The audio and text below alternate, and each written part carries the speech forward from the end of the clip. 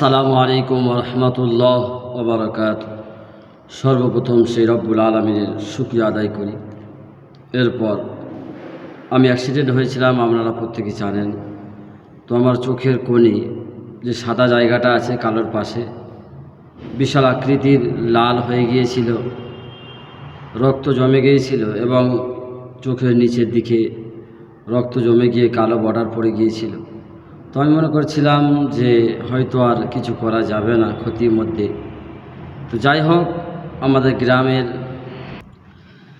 আমাদেরই ছোট বোন হাবিবা, আপনারা জানেন গ্রামের মানুষ সবাই, কলকাতা মেডিকেল কলেজের যিনি ডাক্তার চোখের, আমার তো পয়সা লাগেনি, সব ফ্রি, খুব ভালোবাসে, শ্রদ্ধা করে।